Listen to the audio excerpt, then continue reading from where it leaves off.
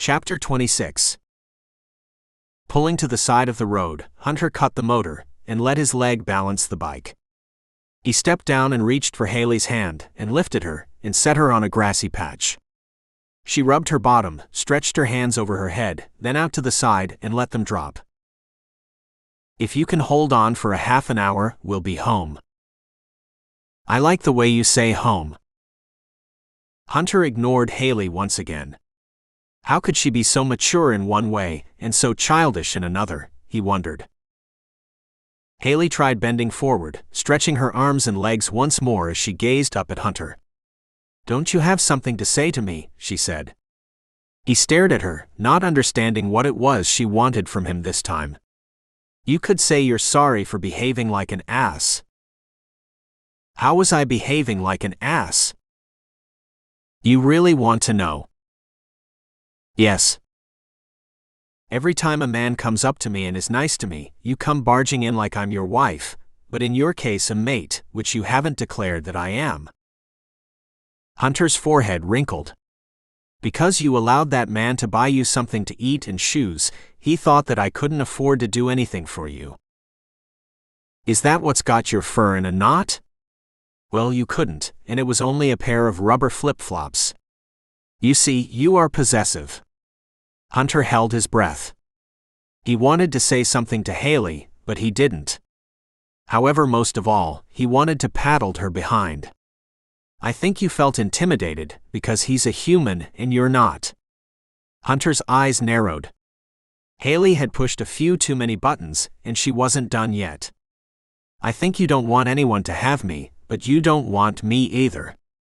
You're still obsessed over Katy, but she's pregnant. You're wishing she was pregnant for you, aren't you?" Haley watched Hunter's face for a reaction.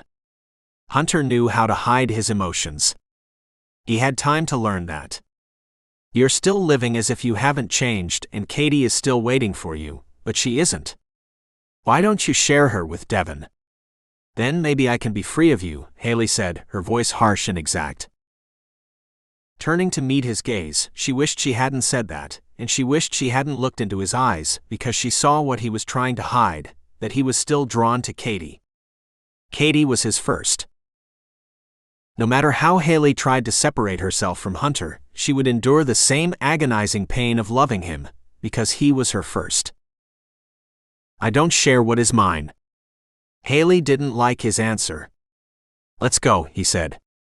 He climbed on the bike and revved up the motor as Haley stood gazing at him with a blank look, then she climbed on behind him. He noticed that she didn't hold him as tight as she had before. It was twilight when Hunter and Haley pulled into the mile-long driveway straight to the entrance to the ranch. Hunter observed that there were a large number of cars parked on the outside. There were fewer than 50 cars, but still enough to crowd out the parking spaces to the right of the ranch. Hunter hadn't been in touch with his father for a week. First he thought that something might be wrong, until he heard voices of children laughing. Maybe Adrian had convinced Lycell and Drayton to give the pups a birthday party. When Hunter had spoken to Lycell, he never mentioned a party. He remembered hearing his mother argue with Wilder about a birthday party for them, and as usual, his mother won out, and she had given them one. He barely remembered it because he was a pup, but from the pictures of him and Devin with the neighboring children, playing with animals in their petting zoo, and pictures of him and Devin riding on ponies, it must have been a lot of fun, and a success. It drew a big smile on his face when he thought about it, because the party was more for his mother to meet the women in their small town. That was her way of holding on to her past life, that of being a human with all the desires and traditions that came with it. Instead of going to the front, he swung his bike around to the right of the house. He climbed off and stretched his hand out to Haley. She glanced up at him when she took his hand. He wasn't looking at her. Not seeing her, his eyes facing front, watching the parade of people smiling and dancing. He stopped in his tracks when he saw his mother. She was dancing with a stoic Wilder. His steps appeared to be like a wooden soldier. He looked up, embarrassed that Hunter had caught him dancing, even if he was just dragging his feet along. When Adrian scanned the room, she locked gazes with Hunter. Tearing away from Wilder's arms and hands, she rushed into Hunter's arms. She said, "Why have you come back?" "I thought you would be happy to see me," Hunter said to his mother. "I am, but with all that's going on in this town, I thought it would be longer before you came back home." "What's the party for?" Hunter asked, smiling. "Did Lycell agree to give that wolf pack a birthday party?" he said, with a wide smile. "They're not that bad, Hunter," Adrian said, looking at Haley. "It took you to bring my son home." Haley shot her a thin smile. Adrian might have wanted to avoid the question, which would be answered in a matter of minutes.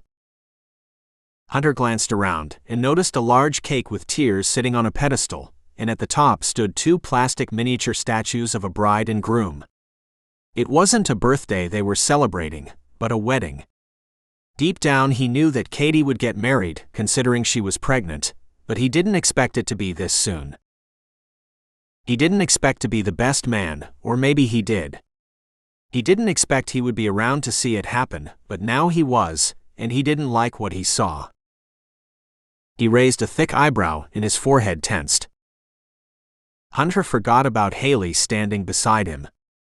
She glanced up at him, not expecting him to react in such a heated manner. She saw his fists clench to his side, as if he was trying to control himself from lashing out at something. Then she looked to Adrian. Her expression was tense. She closed her eyes and shook her head over and over. Hunter's mouth dropped into a hard line. He was sweating, and it was cool. His breathing was erratic. His muscular chest rose up and down to a perfect rhythm. "Don't ruin it for Devin and Katy," Haley whispered, touching his arm. Then Adrian turned to Hunter. He looked at Adrian with a small smile. "I wouldn't do that, Mother." "Where are they?" "I want to congratulate them." Adrian pointed to the dance floor. Hunter watched them kiss, and then Devin passed his hands over her stomach. Hunter's heart raced. Haley gazed at him, and then she looked at Adrian, as Hunter ambled over to Devin and Katy's table. His footing was uneasy. He couldn't control himself, because he was too distraught at seeing them together. "When will I get used to seeing them together and like this?" he asked his mind. "I don't think Hunter is ready to face Devin and Katy. He's still infatuated with her," Haley said to Adrian. Haley didn't want to admit it, but she had to face the facts too, that she would never have his heart unless he was free of Katy, and he wasn't free of her, no matter how much he protested and pretended he was over her. Haley knew it, and Adrian knew it, and that was why Adrian followed him to the tent where they were dancing and kissing. Adrian stopped and whispered to Wilder, Lycell, and Drayton. Lycell jumped to his feet and cut Hunter off. "When did you get back?" Lycell held on to his shoulders. "Let me take a look at you." Hunter's eyes eased past Lycell, and he looked on as Robert asked Devin to let him have a dance with Katy. Lycell glanced at Hunter. He wasn't there. Not all of him. His body was standing before Lycell, but he was far away, and his face showed furrows in his brow, like he was concentrating on one thing too long, and that one thing was Katy. "She doesn't want you, Hunter." That caught his attention, and he focused on Lycell's face. "What did you say?" "You heard me. If I have to repeat it, it may be too painful for you to accept." "How do you know that she doesn't want me? How do you know how I feel?" "I felt that way once, when your mother first came to this house to be our mate. I thought she didn't love me. I thought she would forever be devoted only to Wilder, but your mother was different. She knew how to love all of us brothers, and not make one feel unloved and insignificant. That is a rare quality. She's a rare woman, and I hope you will find what you want one day, but it's not with Katy." Lycell turned looking at her. "You don't know me, Uncle Lycell," Hunter said, his voice rising and falling. "I know you like you're my own. I'm your father's triplet, remember?" Hunter became silent, and a smile crossed his lips. You probably could have been my father. Hunter nodded his head in agreement. We do look alike, and I do behave like you. I'm stubborn and sometimes inflexible like you. Speaking of that, where are those sons of yours? Lycell pointed to a table. It was surrounded by young girls giggling and making eyes over them. Just like their father, Hunter said, smiling at Lycell and turning in the direction of the wedding table. The music stopped, and Robert led Katy to the table. Devin was sitting watching everyone. Don't fool yourself. You can't change her mind, and Devin is not going anywhere. He's your brother, and you will make your mother unhappy if you cause any trouble at their wedding. There is more to think about than just yourself, and if you make her unhappy, then you will have to answer to me, your father, and Drayton. Hunter pulled away from Lycell, tucking his shirt in his pants. Then he wandered over to the table where Katy and Devin sat looking lovingly at each other. Let me congratulate you on your wedding. Devin glanced up surprised. His blue eyes wide and his forehead creased. Katy lowered her eyes, and she didn't meet Hunter's gaze. He walked around and stood to the side, watching Devin extend his hand to him, but Hunter pulled Devin from his seat and hugged him. Why are we shaking hands? That's for strangers. Devin leaned back and stood, locking eyes with Hunter. Hunter's eyes turned dark and cold. Hunter's voice was warm, but his hug was cold, and Devin felt it. Then Hunter walked over and stood over Katy. He glanced at Devin. Can I have a dance with your wife? Devin looked down at Katy, and she stood gazing into Hunter's cool eyes. She nodded to Hunter. He held out his hand as she stood and took his hand. He led her to the floor. Everyone at the table and in the tent grew quiet. It was as if they knew the story. Perhaps it was all around town. Perhaps the maids and kitchen staff had passed it around. Perhaps they said how Hunter had come home after being away for 2 years, expecting to marry Katy, but she was with his twin brother. Perhaps they'd said how Hunter had turned into a raving animal after being in the wild for 2 years. Maybe they said that Hunter had fought his brother after finding out that Katy was pregnant, but that was just gossip, and no one knew for sure what went on, but the gossip had been all around town, and it traveled as fast as Lycell's black stallions. Hunter looked at Katy and took her in his arms as she trembled. Why are you trembling? I don't know, she said, but she did know. She'd discovered that she felt the same for Hunter as he felt for her. She knew that she enjoyed being in his arms, and that she prayed for him to hold her close one day. But when Hunter came back, she had fallen in love with his look-alike, but though Devin just looked like Hunter, Devin was nothing like his twin. He was inattentive to Katy. Any woman, shifter or human, could send him off for a few nights, and she wouldn't see him for days. Then he would come back to her, and she would say nothing. Hunter was no longer that inexperienced shy werewolf she first lay with in the shed, and who filled her for the first time. Hunter was nothing like Devin. He was warm, caring, and he needed her as much as she needed him now. Katy thought she never would see Hunter again, so she made herself happy with the womanizing, drinking, and all-night partying Devin, who'd had many sexual experiences before her, and he couldn't seem to be content with just one woman.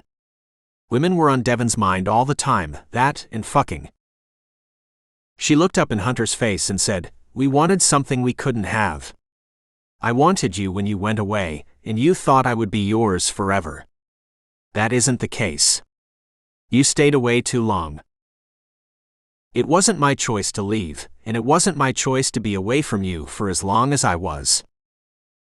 I have moved on. That is obvious. Why are you so cold, Hunter?" "I wasn't aware that I was," Hunter said calmly. "Why do you have to put on a facade for me? I know that you love me." "Do you now?" "Because I still love you." "Then why did you marry my brother?" "Because I'm pregnant and you're different. You're a wanderer and a loner. You can't be happy in one place." "But I could have been happy with you," Hunter said. "We didn't have to be in Samsas to be happy." If I could, I would leave with you tomorrow, she said, gazing into Hunter's heated eyes. His brow flickered in surprise. Taking in his sculptured face, his narrow nose, she saw his rugged face for the first time. It was different. His high cheekbones, his stubborn, elegant face brightening and staring down at her, losing himself in her eyes and face. I don't think Devin and Hunter's family would like that, Haley said, leaning over Katy's shoulder, whispering to both of them as she smiled broadly at Hunter. Don't you think you should be with your husband on your wedding day, and not with my Hunter? Hunter's eyes grew wide. Go sit with Devin, Haley. I will be there with Katy shortly, Hunter said. She glared at him with stubborn interest and didn't move. If you want to keep peace in your family, I suggest you take her back to the table and ask me to dance, Haley said. Hunter and Katy stopped and glanced at Devin, whose head had slumped to the side, his eyes opening and closing. Devin was clearly drunk, and when Hunter and Katy turned, they saw a room full of eyes staring at them, waiting to see what Hunter or Devin would do. Hunter didn't want to do the right thing. He was compelled to do the right thing. He wanted to take Katy in his arms, take her to his bed, and make love to her. Devin had already said that he would share her if Katy agreed, but then there was the matter of Haley. What would he do with her? He would soon discover that she would not go easy. She knew what she wanted, and she wouldn't let Katy have Hunter. Besides, Katy already had the likeness of him. She couldn't have both, because Hunter was far better than Devin in Haley's eyes, and there was no way Katy's greedy heart would take Hunter from her. Don't you think you have overstepped your bounds, Haley? When do you presume to dictate to Hunter what he should do? Katy said, standing with Hunter as he held on to her hand. Since he fucked me. Not once but over and over again. I'm not someone that doesn't know what I want, and keep the brothers at odds with each other. You're tearing their family apart because you can't decide on Devin or Hunter. That's enough, Haley, Hunter said. She crossed her arms as her eyes bored into Hunter. Maybe I will take both of them, Katy said, pulling away from Hunter and turning to face Haley. Katy's mouth settled in a hard line with a raised eyebrow. Did you hear her, Hunter? She wants you to share her with Devin. I heard her, Haley. Tell her no. Hunter glanced at Katy. Haley looked at Hunter. He was silent, and he walked away from Haley and took Katy's hand, and took her over to the table with Devin, and left Haley standing in the middle of the floor. Adrian saw Haley's sad face and rushed to her side and held her by the hand. Haley appeared in shock when she took her to the side to sit. I expected him to say no. He said that he would never share his mate with another. I love him, but he doesn't love me. Haley's words were soft, her tone sad. He loves you, Haley. He just doesn't know it yet. Come sit with me. I have to leave here. I want to go to school as soon as possible. I wish I could go tomorrow. Tell Wilder that I want to go as soon as possible. As soon as possible, Haley said, rambling on, and she looked past Adrian as she turned to watch Hunter take a seat on the left of Katy. Then Katy gave out a satisfied grin. Adrian took Haley into the house where she could talk without distraction. She brought her into the large family room that overlooked the pool. Sitting down on an overstuffed leather sofa, she sat close to Haley. Adrian took Haley's hand and looked into her fresh young face, a face not much younger than hers. She placed a stray hair behind Haley's ear. Haley sat biting her nails on one hand, a nervous habit she had picked up when her mother died. Haley held on tight to Adrian's hand and blinked nervously. Don't let Hunter worry you. He doesn't know what he wants. He's still very young, a yearling his father calls him. And he's much like his father Wilder and his uncle Lycell. One's a loner, and the other is brash and emotional. Adrian watched Haley intently. I'm young and I know what I want. You only think you do. You will have a chance to discover what you want to do with your life. I already know what I want. I want to be Hunter's mate and have his pups, but now it looks like Katy will have both your sons, and I will be left trying to find someone as good as Hunter." Adrian, peering at Haley, said, "If he is the man you think he is and he's what you want, then give him time. Let him realize you're everything he wants, and for him to see the difference in you and Katy. The only way that can come about is for him to miss you. Go to school." "But I don't want to leave the country. I want to be near him, and near you and your family." "I have no one but your family," Haley said, her voice breaking. Her eyes lowered, hiding her pain and tears. "Then, let me arrange for you to go to a college in the area. There's a small private school that I attended located on the outskirts of San Francisco. I can arrange for you to fly out on the Samsas jet tonight, and have you in a dorm tomorrow." Adrian looked to Haley. "You can do that? Just watch me. I have a certain amount of influence and money, because I'm Mrs. Samsa. We make a large contribution to that private college. I didn't know it when I met Wilder that his mother had attended it, also." She paused, looking around, then raised her hand. "Wait here." Adrian turned and walked to the house phone in the library, leaving Haley to look aimlessly out at the pool. Then Haley saw Katy and Hunter leave the tent together and stand near the pool area, and then sit in lawn chairs. Where was Devin, she wondered. The look on Katy's face showed her satisfaction. Her smile showed all her beautiful white teeth. She threw her head back and laughed, then she gave Hunter a coy smile, and he smiled back at her. It was the first time Haley had seen a wide, bright smile come from Hunter. When Haley was with him, he appeared sullen, and if he gave her a smile, it was a faint one. Haley wished she could hear what they were whispering to each other, but their body language said it all. Hunter pulled Katy to him and kissed her on the lips. It was a French kiss, where he buried his tongue down her throat as he had done with her. It was a gentle kiss, a kiss you would give to a girl on her first date, but clearly this wasn't Katy's first date or her first man. She wrapped her arms passionately around Hunter's neck.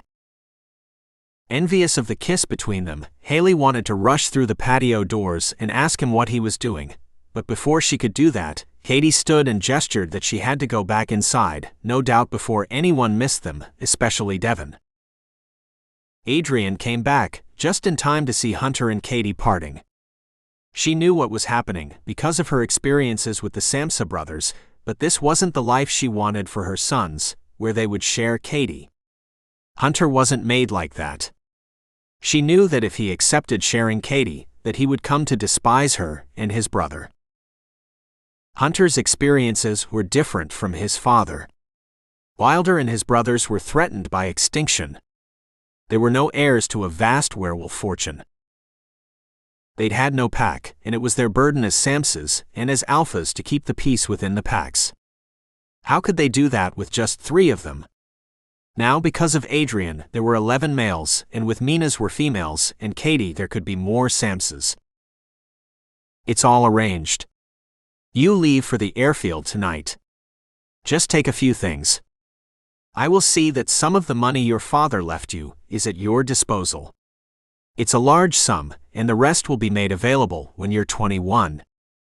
Do you have any clothes other than those jeans and shirt? No. It's a long story. Haley didn't have time to tell Adrian what had happened, otherwise she wouldn't have let her go. Adrian had done this all without informing Wilder. She didn't think she had to tell him, so she didn't.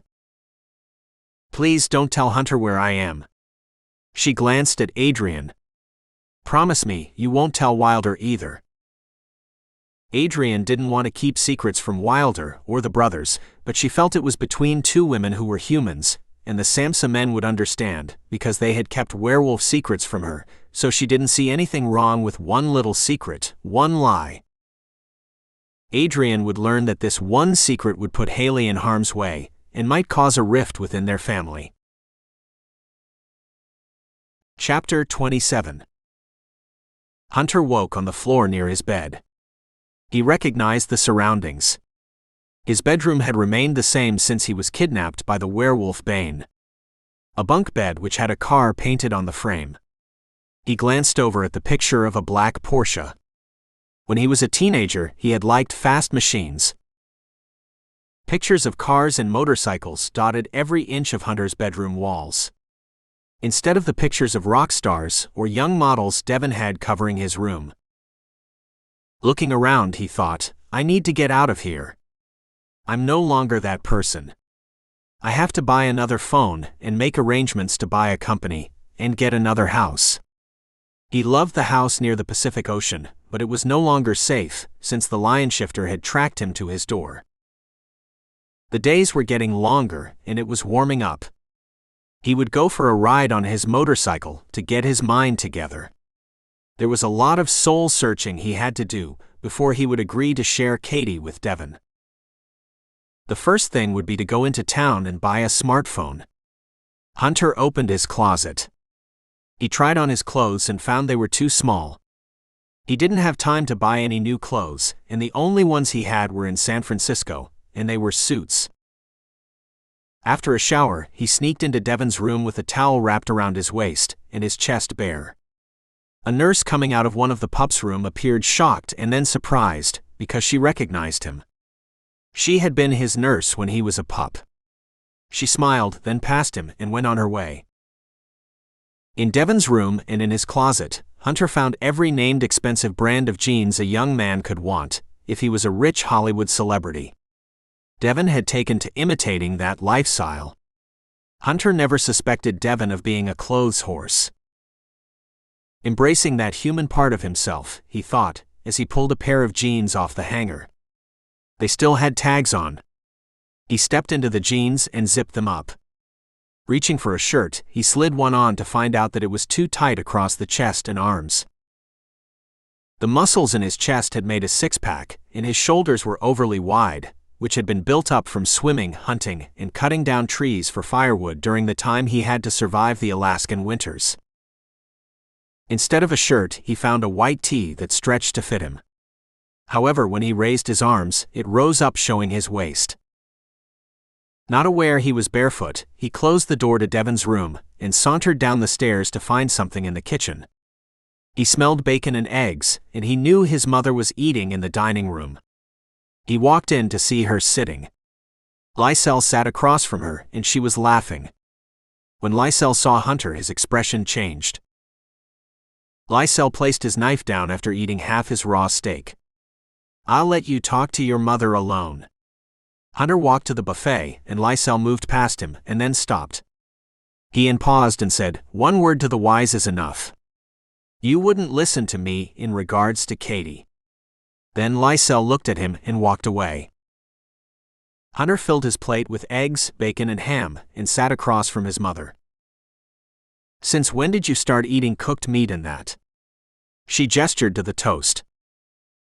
"I figured I had to exist in a human's world, and why not find out what I'm missing? Isn't that what you wanted? And besides, I had gotten tired of eating beef all the time. Now I eat this. That is until I purchase a house, then I'll hunt and fill the fridge with food I can eat in private. Living at that hotel leaves a lot to be desired." He glanced about. "Where's Haley?" Hunter said, looking behind him. "I thought she would be down for breakfast by now." "That's why Lycell left us alone. I have to talk to you." "I know what you want to say. I haven't made up my mind to share Katy with Devin.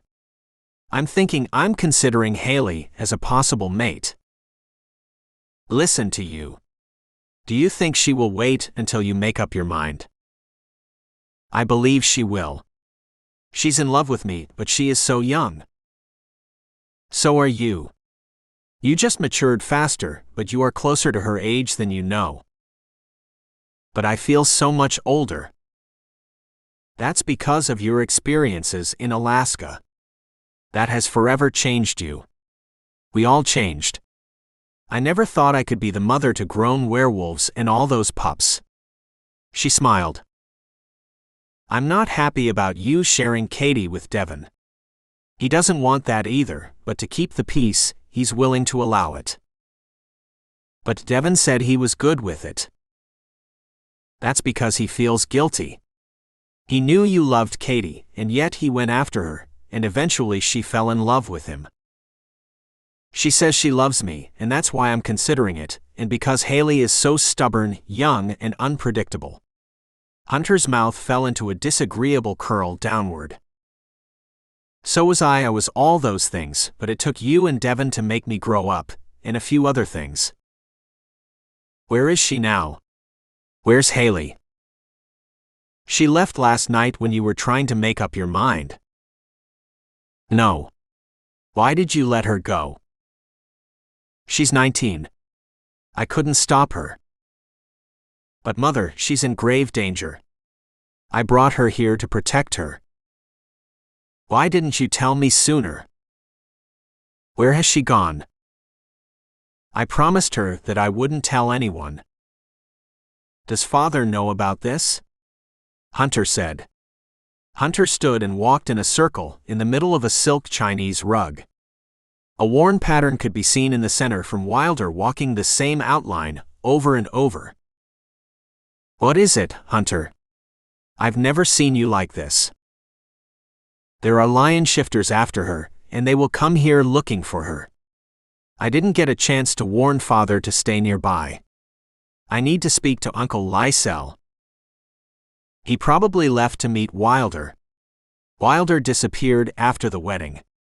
They're supposed to go to this cabin in Oregon and meet with some important werewolves from all over the U.S. They're going there to discuss the problems facing werewolves. So that leaves Drayton, me, and your 6 pups, Hunter said, trying to calculate their odds of surviving what was coming. Adrian's eyes opened wide. You can't mean my sons will be able to help you if the lion shifter comes. How many shifters are there? Adrian questioned. No more than 2. Then you don't need my babies. You, Drayton, and Lycell can take care of them yourselves, and I'll contact Wilder and tell him to come home. They aren't babies anymore, Mother. They are tough. Lycell made sure they're ready. Ready for what? She watched him with a questioning eye. No.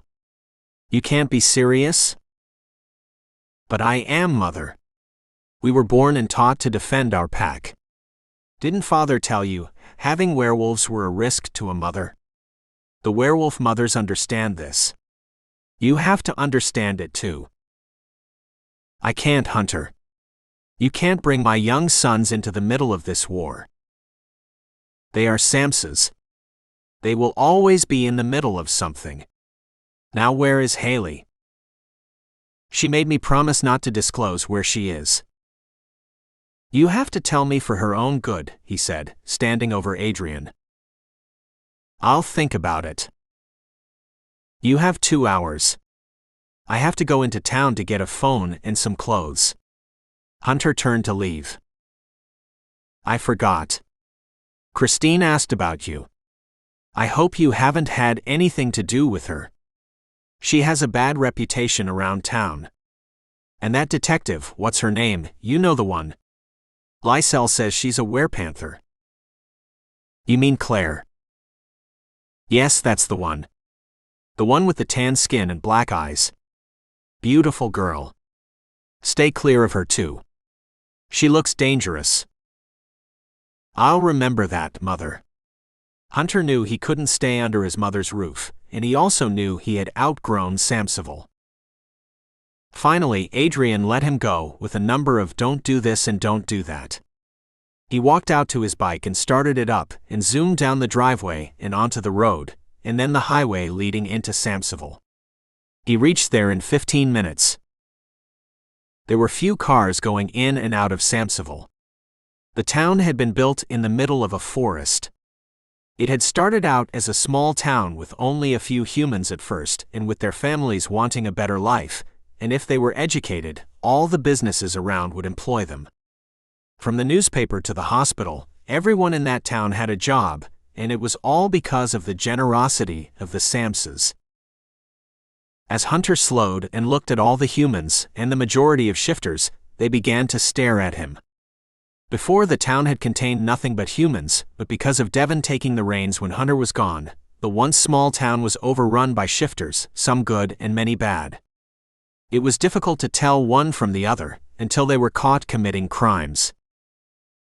The police force wasn't large enough to control the lawless behaviors of the new inhabitants. Hunter pulled the motorcycle up to the front of a Verizon store and parked. He was stepping up to enter the store when a tall blonde shifter stood in the doorway.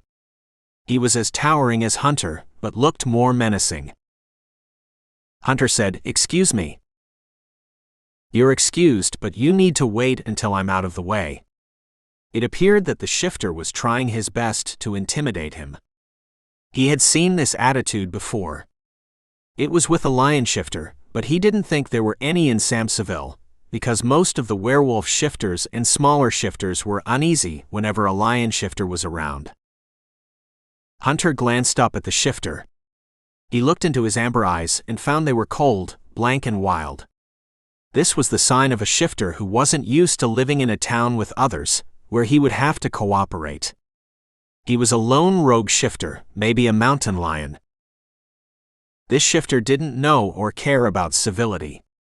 He was hard and cruel, and his face showed it. When Hunter opened his mouth to answer him, a young man walked past him and said, "Mr. Samsas, I had a great time at the wedding." "I'm glad you came and enjoyed yourself," Hunter said, smiling. He shot the shifter a warm smile and continued walking to the diner next door. When the shifter heard the Samsas name, he stepped out of the doorway and gave Hunter a thin smile, but Hunter had avoided him. He looked back at Hunter as he strolled confidently across the street to the department store. Hunter watched him from inside the electronics store. When Hunter purchased his phone, he walked across the street to the department store. He took the escalator to the third floor and found shoes and jeans. He carried a stack of jeans in his arms and laid them on the counter. A woman looked up. "Will that be all?" "Yes." "But don't you need shirts?" "Probably, but for now put these on my account." "And you are?" "Hunter Samsas." "I thought I recognized you. You must be a twin." "I know your brother.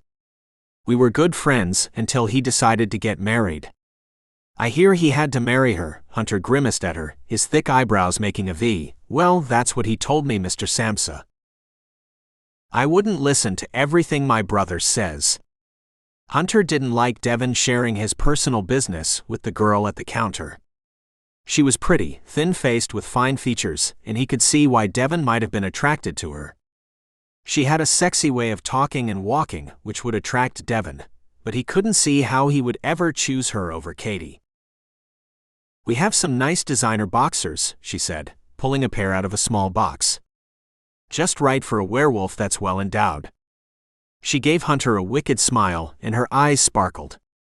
"I'd love to do both of you," she said with a throaty low voice. Her tongue moist slid over her top lip, "if you know what I mean." Hunter ignored her. "Pick out some flannel shirts and have them brought to the Samsas ranch." Hunter strode away, heading in the direction of the escalators. The young woman counting the items looked up from the counter. "What about the boxers?" He turned just as he was ready to step down on the escalator steps. "I don't wear them, ever." She watched as he disappeared down the escalator.